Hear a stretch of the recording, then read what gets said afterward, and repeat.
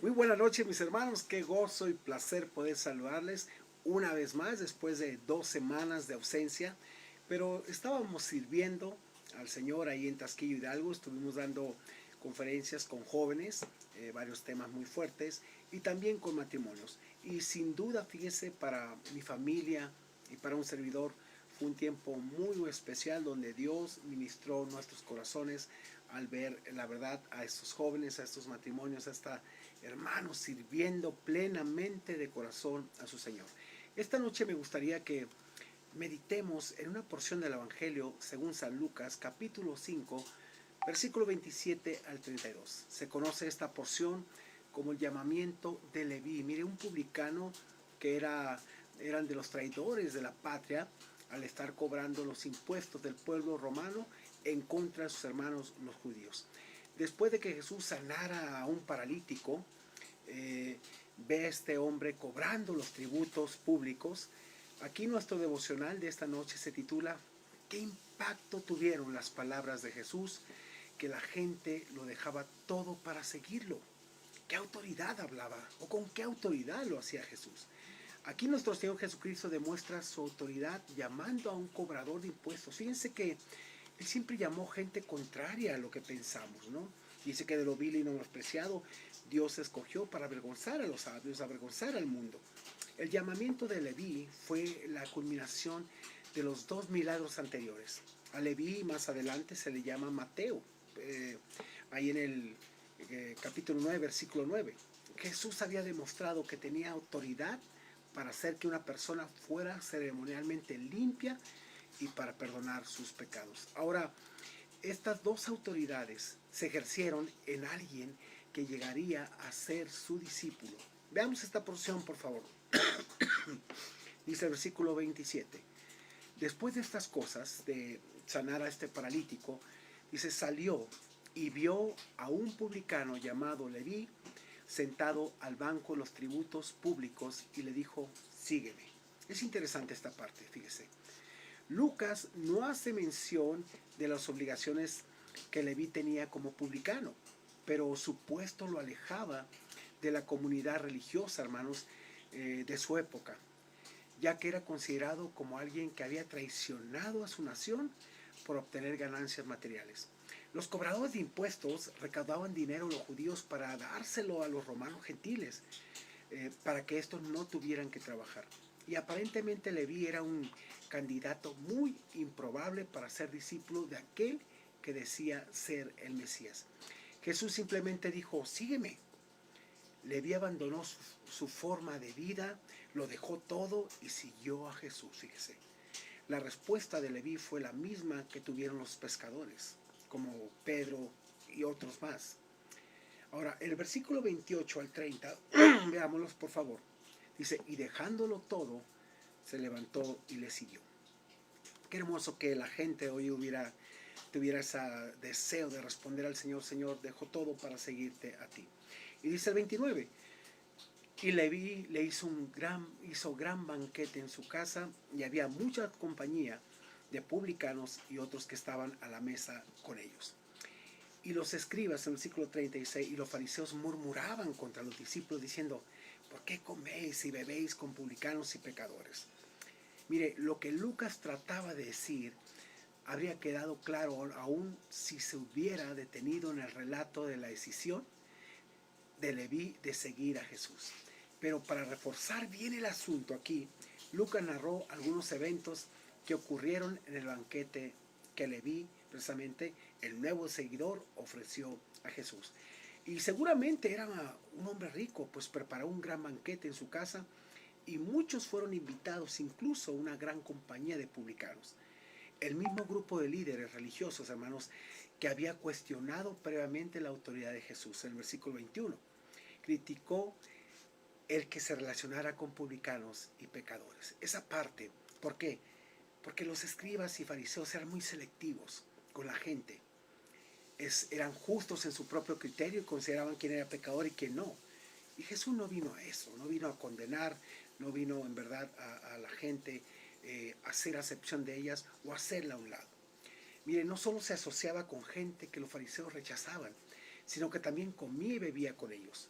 Comer y beber con otros implica tener comunión y camaradería, hermanos. Aunque los líderes religiosos murmuraban contra los discípulos del Señor Jesús, respondió a sus objeciones. ¿Ok? Ahora, ahora imaginémonos a Leví sentado en una mesa a un lado del camino, cobrando impuestos a todo el que pasaba. Mire, si era un típico cobrador de impuestos, no hay duda que se embolsaba, en verdad, considerables sumas de dinero en lugar de entregárselas al odiado gobierno romano. Ese día en particular Jesús pasó y le dijo, sígueme.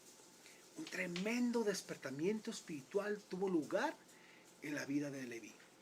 Vio sus pecados expuestos, se dio cuenta del vacío de su vida, escuchó la promesa de cosas mejores y su respuesta fue inmediata. Dejándolo todo, se levantó y le siguió. Al hacer esto se anticipó a los significativos renglones de Amy Carmichael, una escritora, que nos dice así: oí su llamado, ven, sígueme. Eso fue todo. Mi oro terreno se desvaneció y mi alma fue en pos de él. Me levanté y le seguí, eso fue todo. ¿Quién no le seguiría al oír llamar a su hijo? Es interesante, hermano, fíjese. Pero Leví, o Mateo, como es mejor conocido, poco imaginó que desde aquel día en que respondió al llamado de Cristo, las grandes cosas seguirían a su obediencia. En primer lugar, experimentó la incalculable bendición de la salvación. De ahí en adelante, las sandalias de Mateo se gastaron debajo de los dedos y no debajo del talón, ya que en lugar de sentarse en una mesa de impuestos, caminaba en pos del Señor. Y a partir de entonces tenía gozo, más gozo, fíjese, aun cuando estaba triste que antes que cuando estaba alegre. Podía decir en las palabras de George Wade Robinson, algo vive en cada color que los ojos sin Cristo no pueden ver. Versículo 31 y 32, por favor. Ante las murmuraciones, aquí Jesús dice, respondiendo Jesús le dijo, los que están sanos no tienen necesidad de médico, sino los enfermos. Aquellos se consideraban sanos, mejores que todos. Aunque ellos tenían la misma necesidad de Jesús, Jesús les refiere estas palabras para callar su conciencia. Versículo 32. No he venido a llamar justos, sino a pecadores al arrepentimiento. Quiero dejarle algo muy claro. El Evangelio, hermanos, arrepentimiento. No es el hecho nomás de levanto mi mano, acepto a Cristo, no. Si no te arrepientes de todos tus pecados y reconoces que Cristo murió por ellos, simplemente has cambiado de religión. Ese llamado a veces evangelio tan superficial en que tú recibes a Cristo y todo va a cambiar, discúlpame, no está basado en la Biblia. La Biblia nos habla del evangelio de arrepentimiento, de un cambio verdadero en el corazón de las personas, como hubo en el caso de Leví, llamado Mateo después. Y Jesús les dice aquí, no he venido a llamar justos, sino pecadores al arrepentimiento. Jesús les hizo ver que su propósito no era llamar justos, sino pecadores al arrepentimiento. Aquí Jesús no se preocupó en discutir quiénes eran los justos. Lo que quería era hacer ver que su misión era para que los que estaban necesitados de arrepentimiento y de experimentar un cambio en su corazón y de vida, lo tuvieran en él. Los fariseos, hermanos, no sentían la necesidad de tal cambio, fíjense, se creían tan justos ellos mismos, puesto que el Señor había mostrado autoridad en las dos sanidades que procedieron a este relato, se deduce que también podía cumplir su misión hacia los pecadores. Más tarde Mateo llegó a ser uno de los 12 discípulos, vivió con el Señor Jesús, escuchó sus incomparables enseñanzas, fue testigo de su resurrección, salió el mensaje glorioso y finalmente puso su vida para el Salvador. A Mateo le fue dado el indecible privilegio de escribir el primer evangelio. Decimos que lo dejó todo, pero el Señor le permitió quedarse con su pluma. Esa pluma fue empleada para escribir al Señor Jesús como el verdadero rey de los judíos. De eso trata Mateo, del verdadero rey de los judíos, hermanos. Si Mateo lo dejó todo, pero al hacerlo ganó todo y encontró la verdadera razón de la existencia, hay un sentido en el que el llamado de Cristo viene a cada hombre, hermanos, mujer, niño, niña. Podemos responder o rechazar. Si rechazamos, Él nos bendice más allá precisamente de lo que podemos soñar. Ahora, si rechazamos, Él encuentra otros que le siguen, pero jamás podremos encontrar a un Cristo mejor que seguir. La pregunta que te hago, ¿y tú has sido obediente a su llamado? ¿En verdad lo has dejado todo para seguirle solo a Él? El llamado y la autoridad con que el Señor nos atrae no puede ser rechazados, hermanos. Ser seguidor del Señor implica dejarlo todo para vivir para Él. Ser espectador es muy fácil. Fíjense, pues tú pones las condiciones en el servicio, pero eso es falso. Si no estás dispuesto a morir cada día a ti mismo para seguirlo a Él, simplemente estás sobreviviendo a lo que tú crees que es religiosidad. Seguimos a Cristo, dejándolo todo para ganarlo a Él. Lo perdemos todo y nos damos cuenta precisamente que lo hemos ganado todo en Dios. Así que si Dios está llamando a tu vida a entregarte de corazón y darte todo, nos contaban la historia cuando estábamos allá en la última parte de los matrimonios, de un testimonio tan hermoso, como este hombre le dice a un misionero, ora por mí, porque mañana tengo que ir a la mezquita y entregarme porque me van a matar. Él le decía, huye mejor, no, yo quiero el testimonio que he creído en Cristo. Él estuvo dispuesto, de verdad, cuando nos estaban contando el pastor esta historia, rodaban lágrimas de nuestros ojos, hermanos. Y decíamos, Señor, gracias, estamos en la gloria nosotros. Y decía, yo quiero dar testimonio de que en verdad Cristo es mi Salvador. Y si voy a entregarme y morir por Cristo, así sea. Eso es seguir a Cristo. Tomar tu cruz es estar dispuesto a morir en el lugar donde Cristo ha determinado. Hoy en día no queremos morir a nada, ni a nuestros deseos, ni a Cristo, ni a nada. Queremos seguir viviendo para nosotros. Y no es así, hermanos. Yo quiero invitarte a considerar si realmente Dios te ha llamado. Tienes que renunciar a todo aquello. Agradecemos a Dios de verdad por habernos llevado y traído con bien a este campamento. Fue de mucha bendición a nuestra vida. Y antes que ministrar, de veras, yo fui ministrado y mi familia por grandes corazones, grandes siervos. De verdad, bendecimos a cada uno de ellos, a estos jóvenes que dedican todas sus vacaciones para servir al Señor. Y no solamente eso, sino que piden a veces permiso de trabajo para durar casi un mes allá, voluntariamente sirviendo al Señor. Así que, hermanos, ¿quieres orar conmigo?